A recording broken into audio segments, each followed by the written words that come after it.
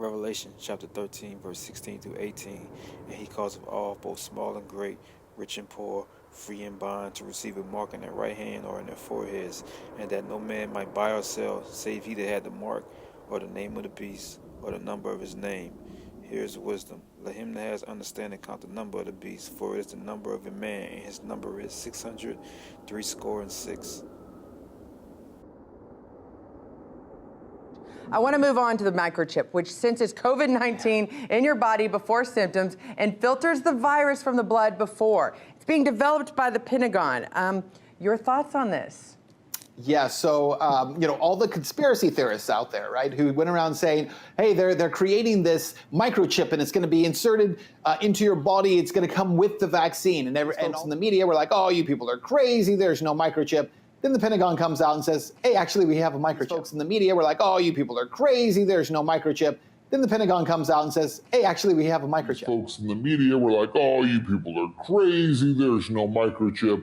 Then the Pentagon comes out and says, hey, actually, we have a microchip. Basically, electronic components like transistors and diodes that allow the chips to eventually store data or run apps. What I'm holding here is basically a pattern design of a circuit feed. Inside this pink box is a photomask, which is like a glass stencil, and clients send these directly to global foundries. The lithography machine blasts UV light through the photomask and prints patterns on the wafer over and over again.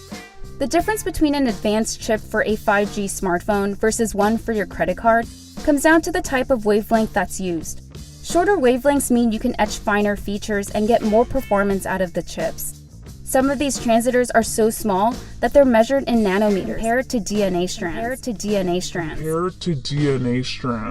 Nanotech, a recap. Nanotechnology is any technological endeavor that deals with anything with a dimension of fewer than 100 nanometers. While the concept was first brought to light in the late 1950s, it wasn't until the late 1980s that technology advanced enough to actually allow scientists to work in such a small. Daniel chapter 12, verse 4. But thou, O Daniel, shut up the words and seal the book, even to the time of the end. Many shall run to and fro, and knowledge shall be increased. Nanotechnology has several applications, including food, technology, fuels, batteries, environmental causes, chemical sensors, and even sporting goods. The medical field is one of the most exciting for nanotechnology at the moment, though most developments are still in the experimental phase. With these developments comes the ever-present technological risk of hacking. Nanotech in humans. Building new muscle with carbon nanotubes is one such possibility. Scientists at IBM are also working on using nanotechnology to analyze DNA in just minutes, instead of weeks, to treat cancer patients with a customized treatment plan. We're also seeing the use of nanotech in chemotherapy or vaccines. To target specific types of cells in the body, where experimental nanosponges are being tested to absorb toxins in the body. Nanotech is also being explored as an early diagnostic tool to detect cancers and infectious diseases long before our current technology is able. Some ideas include a tiny device that gets injected into the body as a sensor or medical delivery. These folks in the media were like, oh, you people are crazy. There's no microchip.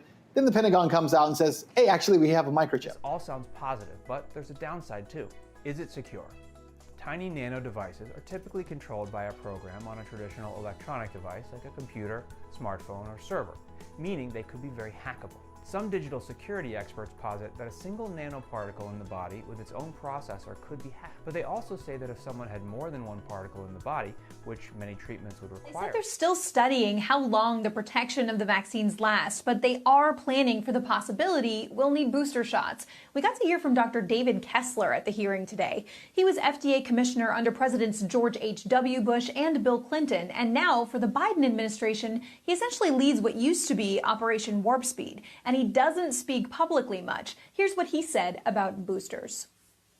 I think we should expect that we may have to boost, and probably have to boost. Again, no decision, but the current thinking is that certainly those who are more vulnerable may have to go first. But they also say that if someone had more than one particle in the body, which many treatments would require, a hacker could theoretically turn them into a network in the body, using the body's own systems to communicate and do their bidding. One of the most obvious and dangerous applications for biomedical hacking is ransomware. If a hacker took over your inner nanotechnology devices, they could demand a ransom with fatal consequences. If you're unable or unwilling to pay, they could easily turn your body against you, and at the very least make you suffer or get sick, if not kill you. We're going to continue seeing more government support because it is becoming such an important part of the entire global supply chain. There's no reason why Americans should wait. We're investing aggressively in areas like semiconductors and batteries.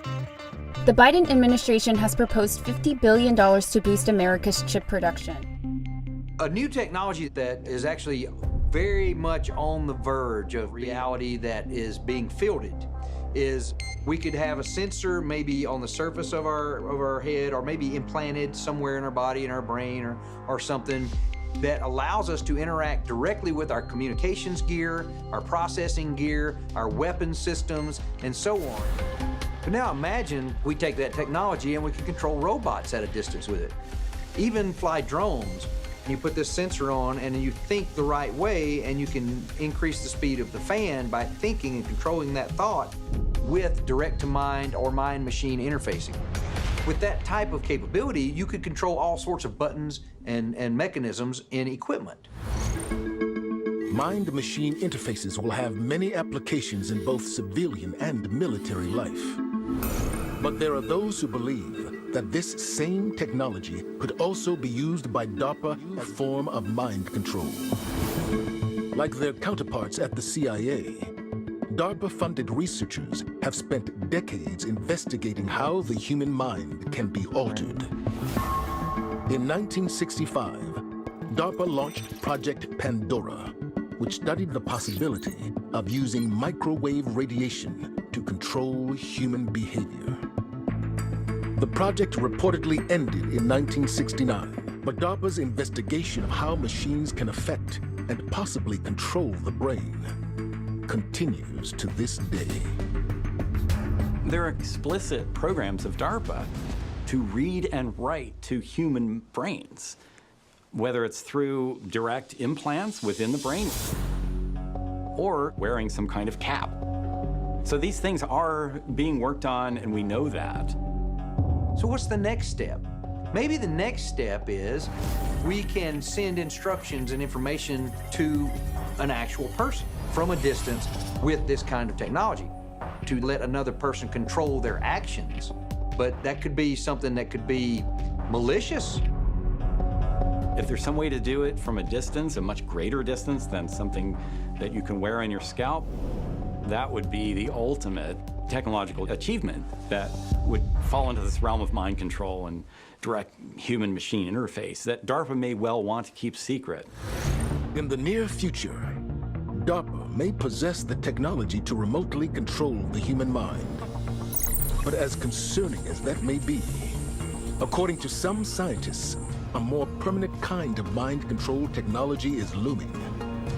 And it involves modifying the human brain. The rest of the people mean to you, they don't mean anything to you.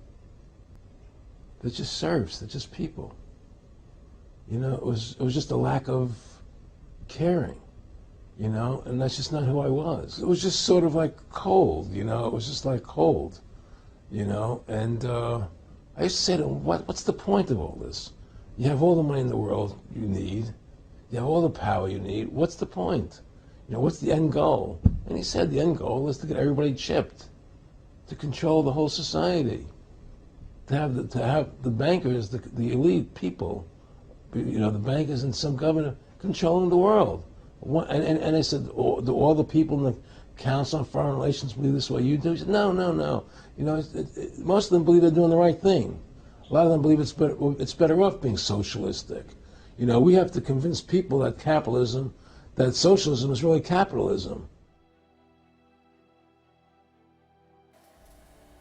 Revelation chapter 14, verse 9 through 11. And the third angel followed them, saying with a loud voice, if any man worship the beast in his image, and receive his mark in his forehead or in his hand, the same shall drink of the wine of the wrath of Yahweh, which is poured out without mixture into the cup of his indignation, and he shall be tormented with fire and brimstone in the presence of the holy angels and in the presence of the Lamb. And the smoke of their torment ascended up forever and ever, and they have no rest, day nor night, who worship the beast and his image, whosoever receiveth the mark of his name. Call Halo Yahweh, Ba'ashem Yahushai, Ba'ashem Rekakodash, Shalom to the elect.